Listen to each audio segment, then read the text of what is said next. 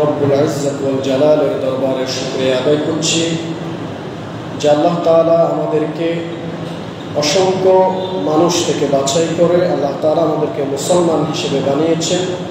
আমরা সেই আল্লাহর দরবারে সমস্যায় কালিমাত শুকর আদায় করছি আলহামদুলিল্লাহ। দরুদ ও সালাম প্রেরণ করছি বিশ্ব মানবতার মুক্তির দূত মুহাম্মদুর রাসূলুল্লাহ সাল্লাল্লাহু আলাইহি ওয়াসাল্লামের দরবারে। সম্মানিত হাজিরিন, রবিউল আউয়াল মাসের আজকে 11 তারিখ। এই মাসে আল্লাহ তাআলা পৃথিবীর শ্রেষ্ঠ মহামানব সৈয়দুল আম্বিয়া মুহাম্মদুর রাসূলুল্লাহ সাল্লাল্লাহু আলাইহি ওয়াসাল্লামকে এ দরাতে পাঠিয়েছিলেন। সেজন্য রাসূল করিম সাল্লাল্লাহু আলাইহি ওয়াসাল্লামের জীবনী থেকে মূলত আমরা রবিউল আউয়ালে আলোচনা করি। গত বছর আপনাদের মনে আছে কিনা জানি না, আমি প্রায় 3 থেকে 4 মাস পর্যন্ত শুধুমাত্র নবী সাল্লাল্লাহু আলাইহি ওয়াসাল্লামের সিরাতের উপর আলোচনা করেছিলাম। সেজন্য আমি আজকে রবিউল আউয়ালে আবারও একই বিষয়ে পুনরাবৃত্তি করতে চাচ্ছি না, যেহেতু আমি আগেই আলোচনা করেছি। কিন্তু রাসূল করিম সাল্লাল্লাহু আলাইহি ওয়াসাল্লাম যেহেতু শ্রেষ্ঠ নবী ছিলেন, শ্রেষ্ঠ মহামানব ছিলেন, সেজন্য রাসূল করিম সাল্লাল্লাহু আলাইহি ওয়াসাল্লামের যত ধরনের শ্রেষ্ঠত্ব আছে সেই বিষয়ে আমরা আজকে আলোচনা করব ইনশাআল্লাহ। আল্লাহ তাআলার কাছে তৌফিক কামনা করছি, আল্লাহ যেন আমাদেরকে আমলের নিয়তে, ইখলাসের নিয়তে কথাগুলো বলা এবং শোনার তৌফিক দান করেন, আমিন। প্রথম কথা হচ্ছে, নবী সাল্লাল্লাহু আলাইহি ওয়াসাল্লাম শ্রেষ্ঠত্ব সব দিক দিয়ে ছিলেন। তিনি স্বামী হিসেবে শ্রেষ্ঠ ছিলেন, বাবা হিসেবে শ্রেষ্ঠ ছিলেন, নবী হিসেবে শ্রেষ্ঠ ছিলেন, সমাজ সংস্কারক হিসেবে শ্রেষ্ঠ ছিলেন। এক কথায় বলতে গেলে রাসূল করিম সাল্লাল্লাহু আলাইহি ওয়াসাল্লাম তার জীবনের শুরু থেকে শেষ পর্যন্ত তিনি তো শ্রেষ্ঠ ছিলেনই। আমরা বিশ্বাস করি কিয়ামত পর্যন্ত এমন কোনো মহামানব আসতে পারবে না যার চরিত্র, যার সর্বদিক দিয়ে রাসূল করিম সাল্লাল্লাহু আলাইহি ওয়াসাল্লামের এক দুলির সমান হবে, এরকম কি আমরা বিশ্বাস করতে পারি না? তাহলে রাসূল সাল্লাল্লাহু আলাইহি ওয়াসাল্লাম ছিলেন সর্বশ্রেষ্ঠ সব দিক দিয়ে। যেমন আমি যদি এখন আপনাকে প্রশ্ন করি বা আপনি যদি আমাকে প্রশ্ন করেন যে আপনার 24টি ঘন্টা আপনি কি করেন, সেটা কি আমাকে বলতে পারবেন? তাহলে আপনি বলতে পারবো না, কারণ এখন আমি এখানে বক্তব্য দিচ্ছি, কিন্তু রাত্রিবেলায় আমি কি করি আপনি জানেন না। অথবা আপনি এখন মসজিদে আসছেন, রাত্রিবেলায় আপনি কি করেন আমি জানি না।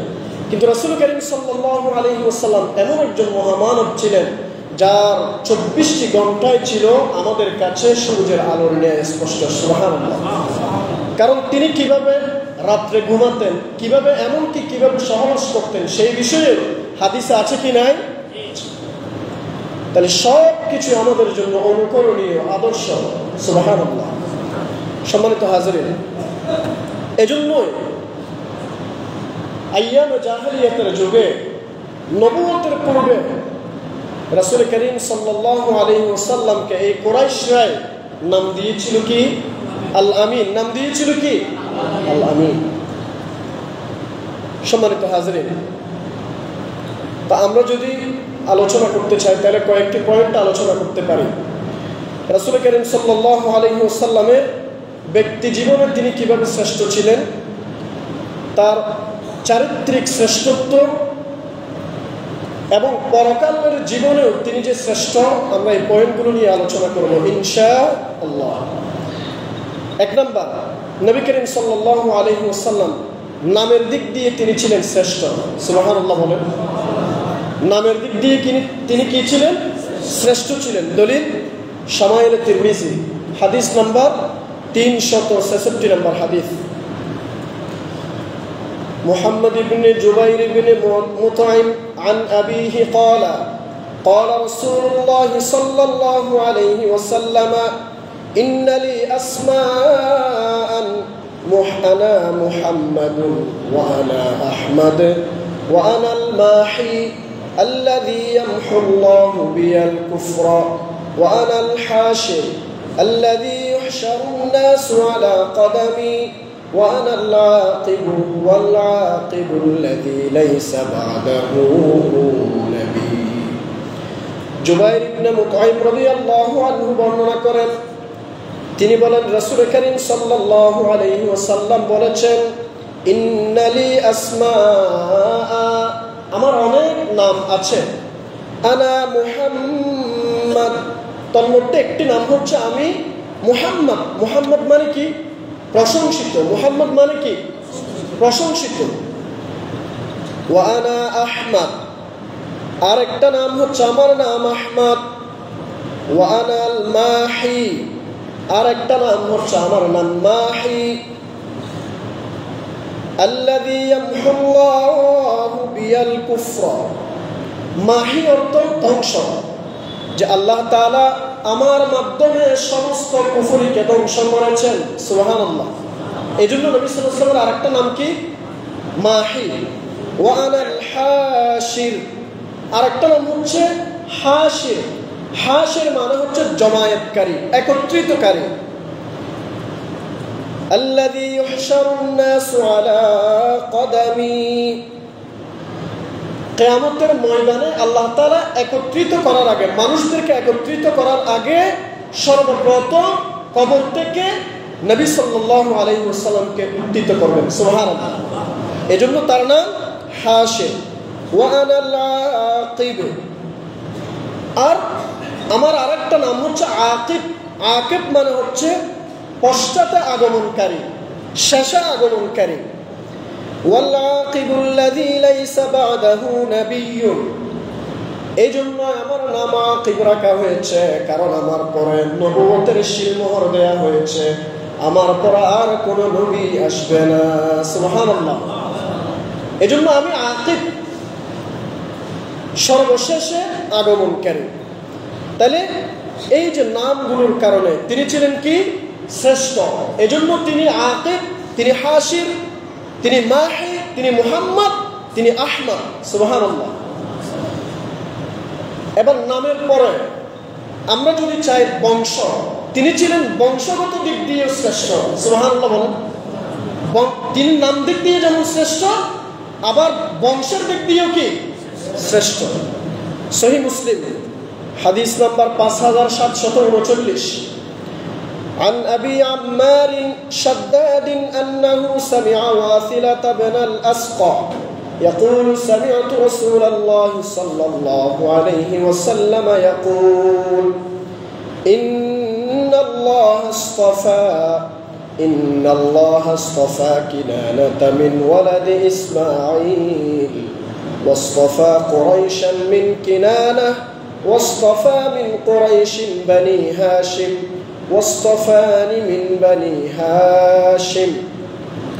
আবু আম্মার শাদ্দাদ রাহিমাহুল্লাহ তার থেকে বর্ণনা, তিনি ওয়াসিলা ইবনে আসকা রাদিয়াল্লাহু আনহু থেকে বলতে শুনেছেন, তিনি বলেন নবী করিম সাল্লাল্লাহু আলাইহি ওয়াসাল্লাম বলতেন, মহান আল্লাহ তাআলা আমাকে ইন্নাল্লাহ ইসতাফা কিনানাতা মিন ওয়ালাদি ইসমাঈল,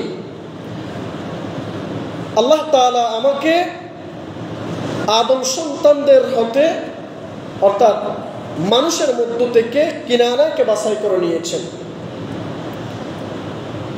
ওয়াসতাফা কুরাইশাম মিন কিনানা ওয়াসতাফা মিন কুরাইশ বনি হাশিম ওয়াসতাফানি মিন বনি হাশিম। তিনি বলেন কিনানা একটা বংশ, এই বংশ হতে নবী সাল্লাল্লাহু আলাইহি ওয়াসাল্লামকে আল্লাহ তাআলা বাছাই করেছেন। আবার সেখান থেকে কেনানা থেকে বাছাই করেছেন কুরাইশকে, আবার কুরাইশ থেকে আল্লাহ তাআলা তাকে বাছাই করেছেন বনু হাশিম গোত্রকে। এরপর নবী সাল্লাল্লাহু আলাইহি ওয়াসাল্লাম বলেছেন ওয়াসতাফানি মিন বনি হাশিম, আল্লাহ তাআলা আমাকে বাছাই করেছেন বনু হাশিম থেকে। সুবহানাল্লাহ। এটা ছিল মক্কা সর্বশ্রেষ্ঠ গোত্র, যার ধারাবাহিকতা ছিল নবীদের সাথে। ইসমাইল আলাইহিস সালাম, এই যে ইব্রাহিম আলাইহিস সালাম অর্থাৎ নবীদের বংশধর, সব নবী তো সেজন্য যেহেতু নবীর বংশধর ছিল, একটা স্তর বাদ যায় না, প্রত্যেক স্তর নবী ছিল। সেজন্য নবী সাল্লাল্লাহু আলাইহি ওয়াসাল্লাম বলছেন আমার বংশ হচ্ছে শ্রেষ্ঠ বংশ। সুবহানাল্লাহ। এবার আসেন তার পিতামাতা, তিনি পিতামাতার দিক দিয়েও শ্রেষ্ঠ ছিলেন। সুবহানাল্লাহ বলবেন না? তার পিতামাতার দিক দিয়েও তিনি কি ছিলেন? শ্রেষ্ঠ ছিলেন। কি কারণে? قال رسول الله صلى الله عليه وسلم فأهبطني الله إلى الأرض في صلب آدم وجعلني في صلب نوح وقذف بي في صلح إبراهيم في صلب إبراهيم ثم لم يزل الله ينقلني من الأصلاب الكريمة والأرحام الطاهرة حتى أخرجني من بين أبوي لم تقيا على سفاح قط. নবী সাল্লাল্লাহু আলাইহি ওয়াসাল্লাম ইরশাদ করেছেন, আল্লাহ তাআলা আমাকে আদম আলাইহিস সালামের পৃষ্ঠদেশে পৃথিবীতে অবতীর্ণ করেছেন। এরপরে তিনি বলেন আমাকে নূহ আলাইহিস সালামের পৃষ্ঠদেশে স্থাপন করলেন। এই যে নবীদের থেকে তিনি যে আসতেছেন, তার পিতামাতাও যে আসতেছে সেটার বর্ণনা। ওয়াজআলানি মিন সুলবি নূহ, অতঃপর নূহ আলাইহিস সালামের পৃষ্ঠদেশে আমাকে স্থাপন করলেন।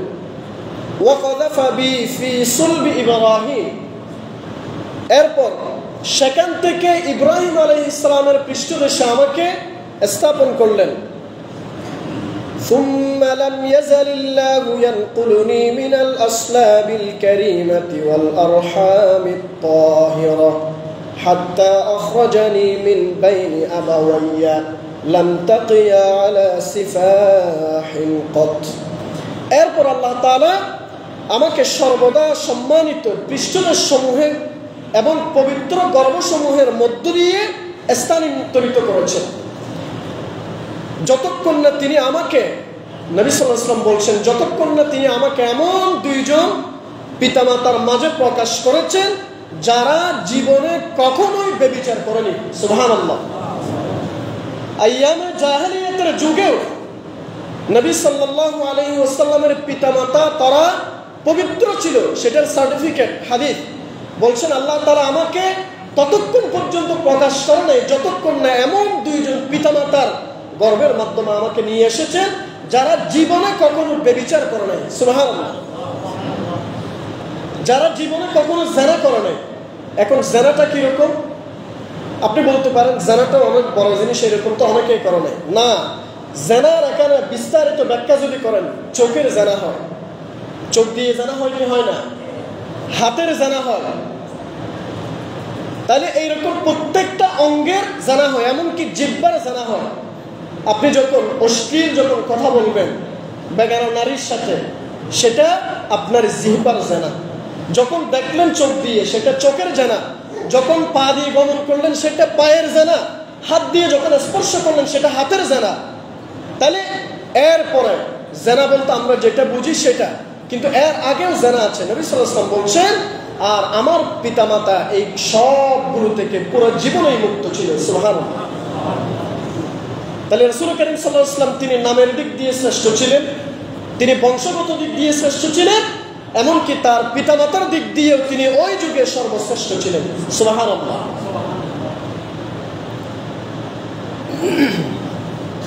এরপর তিনি ব্যক্তি হিসেবে তিনি শ্রেষ্ঠ ছিলেন, সেটার দলিল জামি তিরমিজি হাদিস নাম্বার 3607।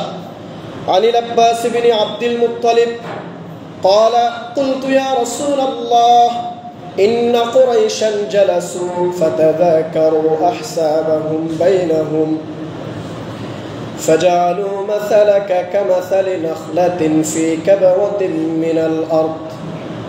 আব্বাস ইবনে আব্দুল মুত্তালিব রাদিয়াল্লাহু আনহু তিনি বর্ণনা করেন, তিনি বলেন আমি বললাম ইয়া রাসূলুল্লাহ ইন্না কুরাইশান জালাসু ফাতাযাকারু আহসাবাহুম বাইনাহুম ফাজআলু মাসালাকা কামাসালি নাখওয়াতিন ফি কাবওয়াতিন মিনাল আরদ। ইয়া রাসূলুল্লাহ, কুরাইশরা বসে বসে নিজেদের বংশ মর্যাদা সম্পর্কে আলোচনা করছিল। তারা আলোচনা করছিল জমিনের আস্থা করে নিক্ষিপ্ত গজিয়ে ওঠা একটা খেজুর গাছ যে এরকম শক্ত, তারা আপনার উদাহরণ দিচ্ছে সেই রকম। সুবহানাল্লাহ। একটা খেজুর গাছের শিকড় বেশি গভীরে যায়, খেজুর গাছ খুব শক্ত, এই জন্য কালিমে তয়্যিবার উদাহরণ দিয়েছেন আল্লাহ তাআলা পবিত্র কোরআনুল কারীমে, কাশাজারাতিন তয়্যিবাতিন আসলুহা সাবিতুন ওয়া ফারউহা ফিস সামা। এগুলো লম্বা আলোচনা, অন্য দিক দিয়ে চলে যাবে। তাহলে খেজুর গাছ এই যে, আর কুরাইশরা তারা যখন পরস্পর বসে আলোচনা করছিল তখন নবী সাল্লাল্লাহু আলাইহি ওয়াসাল্লামের উদাহরণ দিচ্ছে তারা, যে আমাদের বংশে এমন একজন ব্যক্তি আছে, আল্লাহর নবীর কথোপকথন করছিল, যেমনি ভাবে খেজুর গাছ এত শক্তিশালী জমিনকে ভিড় করে গজিয়ে ওঠে। সুবহানাল্লাহ। فقال النبي صلى الله عليه وسلم, তখন নবী সাল্লাল্লাহু আলাইহি ওয়াসাল্লাম বললেন, ইন্নাল্লাহা খালাকাল খালকা ফাজআলানি মিন খায়রিহিম মিন খায়রি ফিরাকিহিম ওয়া খায়রিল ফারিকাইন। আল্লাহ তাআলা সকল মাখলুক সৃষ্টি করে আমাকে সৃষ্টি করেছেন সর্বোত্তম দল থেকে, সর্বোত্তম মানুষ থেকে। সুবহানাল্লাহ। যে সমস্ত মাখলুক সৃষ্টি করার পরে আমাকে সৃষ্টি করেছেন সর্বোত্তম দল তথা সর্বোত্তম মানুষ থেকে আল্লাহ তাআলা আমাকে সৃষ্টি করেছেন। আর মানুষের দুইটা দল আছে, ثم تخير القبائل فجعلني من خير قبيلة। মানুষের দুইটা দল আছে, একটা আরব আর একটা অনারব। দুইটা শাখা আছে মানুষের, একটা আরব আর একটা অনারব। এর মধ্যে সর্বোত্তম হচ্ছে আরব জাতি। নবী সাল্লাল্লাহু আলাইহি ওয়াসাল্লাম বলছেন, আল্লাহ তাআলা আমাকে আরব জাতি থেকে আল্লাহ তাআলা আমাকে সৃষ্টি করেছেন। সুবহানাল্লাহ। এরপর নবী সাল্লাল্লাহু আলাইহি ওয়াসাল্লাম বলছেন, ثم تخير البيوت فجعلني من خير بيوتهم فأنا خيرهم نفسا وخيرهم بيتا। গোত্রসমূহের মধ্য থেকে সর্বোত্তম গোত্র থেকে আল্লাহ আমাকে সৃষ্টি করেছেন। আবার গৃহসমূহ, ঘর যেগুলো আছে সেখান থেকেও যেটা সর্বোত্তম ইসলামিক পরিবেশ আছে সেই রকম একটা ঘর, আব্দুল মুত্তালিবের ঘরে আল্লাহ আমাকে পয়দা করেছেন। সুবহানাল্লাহ। সুতরাং ফাআনা খায়রুহুম নাফসান ওয়া খায়রুহুম বাইতা, সুতরাং তাদের মাঝে আমি ব্যক্তি হিসেবে সর্বশ্রেষ্ঠ। সুবহানাল্লাহ। আর গৃহের পরিবেশ দিক দিয়েও আমি তাদের মাঝে সর্বোত্তম। এজন্য কুরাইশরা আমাকে নিয়ে গর্ব করছে। সুবহানাল্লাহ। তাহলে তিনি ব্যক্তি হিসেবে শ্রেষ্ঠ ছিলেন। এরপর আসেন, আমরা বলি সাইয়্যিদুল আম্বিয়া, সমস্ত নবী, অগণিত নবী, এই অগণিত নবীদের মধ্যে আল্লাহ তাআলা সর্বশ্রেষ্ঠ নবী হিসেবে আল্লাহ তাআলা আমার আপনার প্রিয় নবী মুহাম্মদুর রাসূলুল্লাহ সাল্লাল্লাহু আলাইহি ওয়াসাল্লামকে এই শ্রেষ্ঠত্ব দিয়েছেন, মর্যাদা দিয়েছেন। সুবহানাল্লাহ। দলিল সহিহ মুসলিম হাদিস 5762। عن أبي هريرة أن رسول الله صلى الله عليه وسلم قال مثلي ومثل الأنبياء من قبلي كمثل رجل بنى بنيانا فأحسنه وأجمله إلا موضع لبنة من زاوية من زواياه فجعل الناس يطوفون به ويعجبون له ويقولون هلا وضعت هذه اللبنة قال فأنا اللبنة وأنا خاتم النبيين। আবু হুরায়রা রাদিয়াল্লাহু আনহু বর্ণনা, নবী করিম সাল্লাল্লাহু আলাইহি ওয়াসাল্লাম বলেছেন, আমার উদাহরণ, আমার দৃষ্টান্ত এবং আমার পরবর্তী নবীদের দৃষ্টান্ত সেই ব্যক্তির দৃষ্টান্তের ন্যায়, সেই ব্যক্তির উদাহরণের ন্যায় যে একটি অট্টালিকা বানানো। কামাসালি রাজুলিন বানা বুনয়ানান ফাআহসানুহু ওয়া আজমালুহু, যে একটি অট্টালিকা বানালো এবং তা খুব সুন্দর করে খুব সাজালো, গোছালো, সুদৃশ্য করলো, তবে তার কোণগুলোর কোনো এক কোণে একটা ইটের জায়গা ছিল না, একটা ইট দেয়া হয় না। এখন মানুষ যখন ওই অট্টালিকা যখন দেখতে আসলো, মানুষ অট্টালিকা দেখতে আসার পরে সবাই ঘুরে ঘুরে দেখে আর ওই কোণায় গিয়ে দেখে কেন এখানে একটা ইট কেন খালি, ইট কেন নাই। তখন ওয়ায়াজাবুনা লাহ, সবাই বিস্মিত হয়, সবাই আশ্চর্যান্বিত হয়, এত সুন্দর অট্টালিকা, এত সুন্দর, কিন্তু এই কোণে আসার পরে একটা ইট কেন নেই। তাহলে এই ইট না থাকার কারণে ওই অট্টালিকার আর কোনো দাম নেই। তখন নবী সাল্লাল্লাহু আলাইহি ওয়াসাল্লাম বলছেন ওয়ায়াকুলুন হাল্লা উদিআত হাযিহিল লাবিনা, যে ওই ইটখানে কেন স্থাপন করা হলো না। নবী সাল্লাল্লাহু আলাইহি ওয়াসাল্লাম বারবার ওই লোকগুলো সেটা জিজ্ঞেস করছিলেন। তখন নবী সাল্লাল্লাহু আলাইহি ওয়াসাল্লাম বললেন, আমি হচ্ছে সেই ইটখানা, সুবহানাল্লাহ, যে আমাকে দেওয়ার পরে সেই অট্টালিকাটা পূর্ণ হলো, সুবহানাল্লাহ।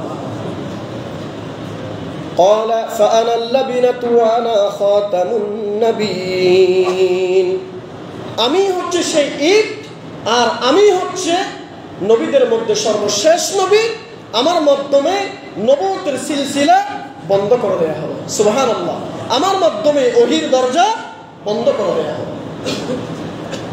সম্মানিত হাজিরিন, তাহলে তিনি নবীদের মধ্যেও সর্বশ্রেষ্ঠ নবী ছিলেন। তিনি নবীদের মধ্যে কেন শ্রেষ্ঠ ছিলেন, আরেকটা হাদিসের যদি আমরা যাই তাহলে দেখতে পাবো 6টা বিশেষত্বের কারণে আল্লাহ তাআলা নবী করিম সাল্লাল্লাহু আলাইহি ওয়াসাল্লামকে শ্রেষ্ঠত্বের মর্যাদা দিয়েছেন, সুবহানাল্লাহ। কয়টা? ঘুমাচ্ছেন? কয়টা মর্যাদা?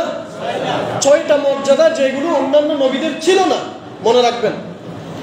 আন আবি হুরায়রা আন্না রাসূলুল্লাহ সাল্লাল্লাহু আলাইহি ওয়াসাল্লাম ক্বালা ফুদ্দিলতু আলাল আমবিয়া বিসিত্তিন উতিতু জাওয়ামিআল কালিম ওয়া নুসিরতু বির-রু'বি ওয়া উহিল্লাত লিয়াল গনাইম ওয়া জু'iলাত লিয়াল আরদু তাহুরান ওয়া মাসজিদা ওয়া উরসিলতু ইলাল খালqi কাফা ওয়া খুতিমা বিয়ান নাবিয়্যুন। সহিহ মুসলিম হাদিস নাম্বার 1050। আবু হুরায়রা রাদিয়াল্লাহু আনহু বর্ণনা করেন, নবী করিম সাল্লাল্লাহু আলাইহি ওয়াসাল্লামকে 6টি বিশেষ জিনিস দান করা হলো, যেগুলোর কারণে অন্যান্য নবীদের উপর আল্লাহর নবীর শ্রেষ্ঠত্ব তথা মর্যাদা দেয়া হয়।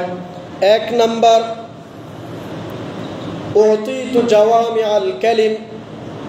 1 নাম্বার জাওয়ামিউল কালিম। এটা জাওয়ামিউল কালিম মানে কথা খুব সংক্ষেপ কিন্তু অর্থবহ। যদি সহজ ভাষায় যদি বলতে চাই, সেটা একেবারে 1 শব্দ 2 শব্দ, কিন্তু এটার ভিতরে বিশেষত্ব অনেক, গভীরতা অনেক। আল্লাহ তাআলা আমাকে ব্যাপক তথ্যপূর্ণ এবং অর্থবহ বাণী দান করেছেন। সেটা কি বলেন? সেটা কি? কোরআন। সেটা কি? কোরআন। আলিফ লাম মিম, এটার অর্থ আমরা কেউ জানি না। সমস্ত মুফাসসিরিন কেরাম বলেছেন এটার অর্থ আমরা কেউ জানি না। আবার আল্লাহ তাআলা নবী সাল্লাল্লাহু আলাইহি ওয়াসাল্লামকে এমন একটা আয়াত দান করলেন, একটা আয়াতের ভিতরে অনেকগুলো ইতিহাস চলে আসছে। তাহলে শানে নুজুল, এই জন্য আমাদেরকে আবার শানে নুজুল বলতে হয়। এই আয়াতের প্রেক্ষাপট কি? তাহলে কথা অল্প, কিন্তু এর ভিতরে গভীরতা অনেক বেশি, সৌন্দর্য অনেক বেশি। আল্লাহ তাআলা আমাকে ব্যাপক তথ্যপূর্ণ এবং অর্থবহ বাণী দান করেছেন, জাওয়ামিউল কালিম এটাকে বলা হয়। 2 নাম্বার ওয়া নুসিরতু বির-রু'বি, আমাকে প্রবল প্রভাব দ্বারা সাহায্য করেছেন। আমাকে প্রবল প্রভাব দ্বারা সাহায্য করা হয়েছে। এখন প্রবল প্রভাব কিরকম, একটু একটা ঘটনার ইঙ্গিত দিলে বুঝবেন। তৎকালীন যুগে মক্কার কুরাইশরা ইয়েতিমদের সম্পদগুলো তারা নিজেরা ভক্ষণ করত। কোন একজন ইয়েতিমের সম্পদ আবু জাহালের কাছে আছে। এখন আবু জাহাল আর তার সম্পদগুলো ফিরিয়ে দিচ্ছে না। তখন ওই এতিমকে আবার মক্কার আরো যারা বড় বড় কাফের ছিল, আবু সুফিয়ান, ওই সময় উতবা, শাইবা, মুগীরা, এরা ডাকলো, এরা ডেকে বলল, তোমাকে একমাত্র তোমার সম্পদগুলো ফিরিয়ে দিতে পারবে ওই যে দূরে একজন লোক দেখা যাচ্ছে, তার নাম মুহাম্মদ, সে ফিরিয়ে দিতে পারবে। এখন এই কথা বলার উদ্দেশ্য কি জানেন? তারা জানে যে আল্লাহ নবীকে এমন একটা কথা বললে আল্লাহ নবী আবু জাহালের কাছে যাবে। কার কাছে যাবে? এতিমের সম্পদগুলো নেওয়ার জন্য আবু জাহালের কাছে যাবে। আর আবু জাহালের কাছে গেলে একটা ঝগড়া লাগবে, আমরা একটু মজা দেখবো। নাউজুবিল্লাহ বলেন না। তাদের উদ্দেশ্য কি দেখেন, কিন্তু আল্লাহর পরিকল্পনা তো ভিন্ন। এবার ইয়েতিম আল্লাহর নবীর কাছে যাওয়ার পরে আল্লাহ নবী বলল, তোমার সম্পদ কে নিয়েছে? লোকটা বলল, আমার সম্পদ আবু জাহাল নিয়েছে, কিন্তু এখন দিচ্ছে না। নবী করিম সাল্লাল্লাহু আলাইহি ওয়াসাল্লাম আবু জাহালের কাছে ওই ইয়েতিমকে নিয়ে যাওয়ার পর বললেন, ও আবু জাহাল, তুমি কি এই ব্যক্তির, এই সন্তানের, এই শিশুর সম্পদগুলো তোমার কাছে আছে কিনা? আবু জাহাল সাথে সাথে উত্তর দিল, হ্যাঁ, আমার কাছে সম্পদগুলো আছে। আল্লাহর নবী বললেন, আমি তোমাকে নির্দেশ দিচ্ছি, তুমি এই মুহূর্তে আমার সামনে তার সম্পদগুলো ফিরিয়ে দিলে। আর আবু জাহাল সাথে সাথে তার সম্পদগুলো ফিরিয়ে দিলেন। আল্লাহু আকবার। দূর থেকে যারা মজা দেখার জন্য বসেছিল, উতবা, শাইবা, মুগীরা, তারা অবাক হয়ে গেল। দৌড়ে দৌড়ে তারা আবু জাহালের কাছে আসলো, ও আবু লাহাব, আবু জাহাল, ও আমাদের নেতা, আপনার কি হলো? মুহাম্মদ যাওয়ার সাথে সাথে অমুক ব্যক্তির সম্পদগুলো কেন দিয়ে দিলেন? আবু জাহাল তখন বলল, তোমরা শোনো, মুহাম্মদ যখন আমার কাছে আসছে, মুহাম্মদ যখন আমার কাছে বলল তার সম্পদগুলো ফিরিয়ে না দিতে, আমি যদি তখন না দিতাম, তার পেছনে এমন একটা হিংস্র প্রাণী ছিল, আর আমি যদি সম্পদগুলো না দিতাম, ওই হিংস্র প্রাণী আমাকে খেয়ে ফেলতো, সাথে সাথে আমি দুনিয়া থেকে শেষ হয়ে যেতাম। এই ভয়ে আমি মুহাম্মদের কথা অনুযায়ী তার সম্পদগুলো ফিরিয়ে দিলাম। আল্লাহু আকবার। এটা হচ্ছে মুহাম্মদ সাল্লাল্লাহু আলাইহি ওয়াসাল্লামের প্রভাব, অথচ সাথে কেউ ছিল না। তাহলে এটা আল্লাহ তাআলা সেই প্রভাবটা দিয়েছেন। সুবহানাল্লাহ বলেন না। এই প্রভাব, অথচ নবী সাল্লাল্লাহু আলাইহি ওয়াসাল্লামের সাথে কিচ্ছুই ছিল না, কিন্তু আবু জাহাল দেখতে পেল তার পিছনে একটা বাঘ অথবা একটা হিংস্র প্রাণী হা করে আছে, সে যদি মিথ্যা বলে তাকে সাথে সাথে খেয়ে ফেলবে। এজন্য নবী সাল্লাল্লাহু আলাইহি ওয়াসাল্লাম বলছেন, ওয়ানুসিরতু বিররুবি, আমাকে প্রবল প্রভাব দ্বারা সাহায্য করা হয়েছে। কেমন প্রভাব? শুধু এই প্রভাব নিয়ে আলোচনা করতে গেলে তো অনেক কিছু হয়ে যাবে। আপনারা জানেন, চাঁদ দ্বিখণ্ডিত করেছেন কি করেন না? কোন মানুষের কাছে কি সম্ভব? সম্ভব না। আর 3 নাম্বার হচ্ছে, আমার জন্য গনিমতের মালগুলো হালাল করা হয়েছে। যুদ্ধ যখন যায়, যুদ্ধরত সম্পদ যেগুলো গনিমতের মাল, সেগুলো আমার জন্য হালাল করা হয়েছে, আমার উম্মতের জন্য হালাল করা হয়েছে। আগেকার যুগে, আগেকার নবীদের আমলে কোনো গনিমতের মাল হালাল ছিল না, সেগুলো হারাম ছিল। গনিমতের মাল হারাম ছিল, নেওয়া যেত না, খেতে পারতো না। কিন্তু নবী করিম সাল্লাল্লাহু আলাইহি ওয়াসাল্লামকে আল্লাহ তাআলা বিশেষত্ব দিয়েছে, গনিমতের মালগুলো তার জন্য হালাল করেছেন। আর একটা কারণ, 4 নাম্বার হচ্ছে, ওয়াজুইলাত লিয়াল আরদু তাহুরান ওয়া মাসজিদা, আমার জন্য মাটিকে পবিত্রকারী ও মসজিদ বানানো হয়েছে। সুবহানাল্লাহ। আগেকার যুগের নবীরা, তার উম্মতেরা নির্দিষ্ট কোনো একটা জায়গায় গিয়ে তাদেরকে নামাজ আদায় করতে হতো, তাদেরকে ইবাদত বান্দাগি করতে হতো। আল্লাহ তাআলা নির্ধারণ করে দিতেন, অমুক জায়গায় যাও, অমুক জায়গায় যাও, অমুক জায়গার বাহিরে তারা নামাজ পড়লে হবে না। আল্লাহ তাআলা মুহাম্মদুর রাসূলুল্লাহ সাল্লাল্লাহু আলাইহি ওয়াসাল্লামকে এমন বিশেষত্ব দান করেছেন, সমগ্র জমিনটা আল্লাহ তাআলা মসজিদ ঘোষণা করেছেন। সুবহানাল্লাহ। এজন্য আমার কোনো ভাই যদি দিনের বেলা যদি কাজ করে, মাঠের মধ্যে কাজ করে, খালের মধ্যে কাজ করে, সেখানেও সাথে সাথে কিবলার দিকে হয়ে নামাজ আদায় করার সুযোগ পায়। আল্লাহু আকবার। এই বিশেষত্ব মর্যাদা শুধুমাত্র আমার আপনার প্রিয় নবী মুহাম্মদুর রাসূলুল্লাহ সাল্লাল্লাহু আলাইহি ওয়াসাল্লামকে দেয়া হয়েছে।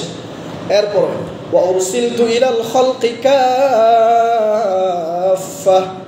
আর আমাকে প্রেরণ করা হয়েছে সমগ্র বিশ্বের জন্য, শুধুমাত্র একটা জাতির জন্য প্রেরণ করা হয় না।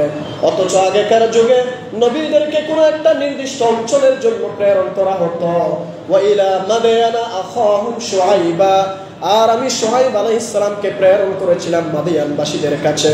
শুআইব আলাইহিস সালাম তাহলে মাদিয়ানবাসী ছাড়া অন্য কারো নবী নয়। ওয়া ইলা সামুদা আখাহুম সালিহা, আর আমি সালেহ আলাইহিস সালামকে সামুদ জাতির কাছে পাঠিয়েছিলাম। ওয়া ইলা আদিন আখাহুম হুদা, আর আমি হুদ আলাইহিস সালামকে আদ জাতির কাছে পাঠিয়েছিলাম। এইরকম আগেকার যুগের নবীদেরকে আল্লাহ তাআলা নির্দিষ্ট একটা অঞ্চলের জন্য নবী প্রেরণ করতেন। ওই নির্ধারিত জায়গা ব্যতীত তাদের প্রভাব প্রতিপত্তি ছিল না, একটা জায়গার জন্য একজন নবী। আর আল্লাহ তাআলা ওয়া উরসিলতু ইলাল খালকি কাফা, আমাকে প্রেরণ করা হয়েছে সমগ্র জাতির জন্য, সমগ্র বিশ্ববাসীর জন্য। আল্লাহু আকবার। ওই আফ্রিকা, বাংলাদেশ, ভারত শুধু এতটুকু সীমাবদ্ধ নয়, সমগ্র বিশ্বের যতটুকু বিশ্ব আছে সবগুলোর জন্য আমি নবী, আমাকে শেষ নবী বানানো হয়েছে। আল্লাহু আকবার। সর্বশেষ আর একটা, সেটা হচ্ছে আমার মাধ্যমে নবুয়তের শিলমোহর সমাপ্ত করা হয়েছে। আমার পর আর কাউকে নবী হিসেবে দুনিয়ায় পাঠানো হবে না। এজন্য এই 6টা বিশেষত্বের কারণে নবীদের মধ্যে আমার আপনার নবী শ্রেষ্ঠ। আল্লাহু আকবার। তাহলে আমার আপনার নবী কেন শ্রেষ্ঠ? এই যে 6টা বিশেষত্ব বললাম, এগুলো আগেকার কোন নবীর বলেন ছিল না। আরেকটা হাদিসে আসছে 5টা গুণাগুণ আসছে যেগুলোর কারণে তিনি শ্রেষ্ঠ। সহিহ বুখারী 425 নম্বর হাদিস, জাবির ইবনে আব্দুল্লাহ قال قال رسول الله صلى الله عليه وسلم أعطيت 5 لم يعطهن أحد من الأنبياء قبلي نصرت بالرعب مسيرة شهر وجعلت لي الأرض مسجدا وطهورا وأيما رجل من أمتي أدركته الصلاة فليصلي وأحلت لي الغنائم وكان النبي صلى الله عليه وسلم يبعث إلى قومه خاصة وبعثت إلى الناس كافة وأعطيت الشفاعة। জাবের রাদিয়াল্লাহু আনহুর বর্ণনায় নবী করিম সাল্লাল্লাহু আলাইহি ওয়াসাল্লাম বলেন, আমাকে এমন 5টি বিষয় প্রদান করা হয়েছে যা আমার আগে কোনো নবীকে প্রদান করা হয় না। 1 নাম্বার, আমাকে এমন প্রভাব প্রতিপত্তি দিয়ে সাহায্য করা হয়েছে যা 1 মাসের দূরত্ব পর্যন্ত অনুভূত হয়। সুবহানাল্লাহ। আর সমস্ত জমিন আমার জন্য মসজিদ তথা নামাজের স্থান বানিয়ে দেয়া হয়েছে। সমগ্র বিশ্বের সমগ্র স্থানকে পবিত্র করে দেয়া হয়েছে। আর 3 নাম্বার হচ্ছে আমার জন্য গনিমতের মালকে হালাল করা হয়েছে। 4 নাম্বার, অন্যান্য নবীদের নিজেদের পুত্রের কাছে তাদেরকে প্রেরণ করা হয়েছিল, আর আমাকে সকল মানুষের কাছে প্রেরণ করা হয়েছে। 5 নাম্বার হচ্ছে আমাকে ব্যাপক শাফাআতের অধিকার প্রদান করা হয়েছে। সুবহানাল্লাহ। কিয়ামতের ময়দানে আমি আমার উম্মতের জন্য সুপারিশ করব, আমার শাফাআত আমার উম্মতের জন্য কবুল করা হবে। আল্লাহু আকবার। আমরা জানি, লম্বা হাদিস আপনাদের এখানে আরেকবার বলেছিলাম, কিয়ামতের ময়দানে সবাই আদম আলাইহিস সালামের কাছে যাবে। আদম আলাইহিস সালাম বলবেন, না না, আমি সুপারিশ করতে পারবো না, আমি তো আল্লাহর কাছে অপরাধী। আমি জান্নাতে আল্লাহ তাআলা আমাকে থাকতে বলেছিল, কিন্তু শয়তানের ধোঁকায় পড়েছিলাম, আমাকে জান্নাত থেকে বের করে দেওয়া হয়েছিল। আজকে আমার এই চেহারা নিয়ে আমি আল্লাহর সামনে কিভাবে দাঁড়াই? যাও তোমরা নূহ আলাইহিস সালামের কাছে যাও। নূহ আলাইহিস সালাম বলবেন, না না না, আমি দোয়া করতে পারবো না আল্লাহর কাছে, তোমাদের জন্য সুপারিশ করতে পারবো না, কারণ আমাকে প্রত্যেকটা নবীদের একটা দোয়া কবুল হয়, আর আমার দোয়া অলরেডি কবুল হয়ে গেছে। সেটা হচ্ছে আমি আমার উম্মতের জন্য একটা বদদোয়া করেছিলাম, ওই যে কিস্তি বানিয়েছিলাম সমগ্র জাতিকে আল্লাহ তাআলা নাস্তানাবুদ করে দিয়েছিলেন। আর আমি আজকে আল্লাহ তাআলার সামনে আমি কিভাবে দাঁড়াবো? এভাবে প্রত্যেকটা নবী একজন নবী আর একজন নবীকে দেখাই দিবেন। তিনি দেখাই দিবেন ইব্রাহিম আলাইহিস সালামকে, ইব্রাহিম আলাইহিস সালাম দেখাই দিবেন মুসা আলাইহিস সালামকে, মুসা আলাইহিস সালাম দেখাই দিবেন ঈসা আলাইহিস সালামকে। তারা প্রত্যেকটা এক একটা ওজর আপত্তি প্রকাশ করবেন। ঈসা আলাইহিস সালাম তখন বলবেন, আজকে তোমাদের জন্য একমাত্র সুপারিশ করতে পারবে সর্বশেষ নবী মুহাম্মদুর রাসূলুল্লাহ সাল্লাল্লাহু আল্লাহু আকবার। এটা হচ্ছে আমাদের নবীর বিশেষত্ব। এই জন্য নবী সাল্লাল্লাহু আলাইহি ওয়াসাল্লাম বলছেন, আমাকে ব্যাপকভাবে শাফাআতের অধিকার প্রদান করা হয়েছে। সম্মানিত হাজিরিন, এভাবে আমরা জানি তিনি ছিলেন সর্বশ্রেষ্ঠ, তিনি ছিলেন সমস্ত মানুষের উপর শ্রেষ্ঠ। বিশেষ কারণে, চারটি কারণে তিনি শ্রেষ্ঠ ছিলেন। আন আনাস ইবনে মালিক قال قال رسول الله صلى الله عليه وسلم فضلت على الناس بأربع بالسخاء والشجاعة وكثرة الجماع وشدة البطش। আনাস ইবনে মালিকের বর্ণনায় তিনি বলেন, নবী সাল্লাল্লাহু আলাইহি ওয়াসাল্লাম বলেছেন, আমাকে চারটি বিষয়ে মানুষের উপর অগ্রাধিকার প্রাপ্ত হয়েছে।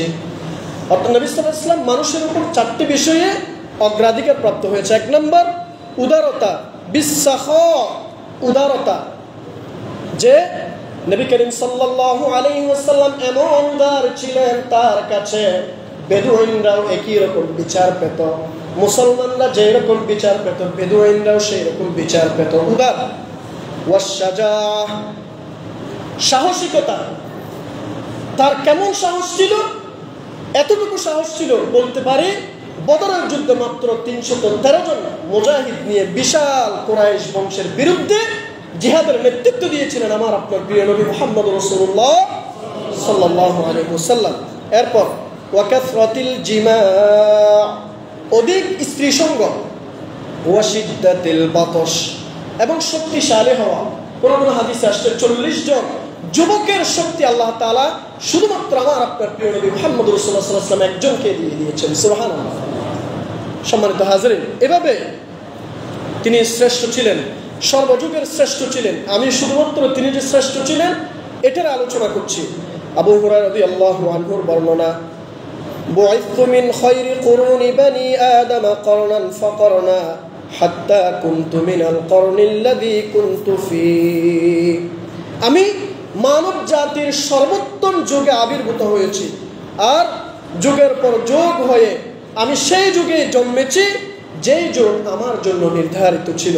তিনি ছিলেন পৃথিবীতে জ্যোতির মতো।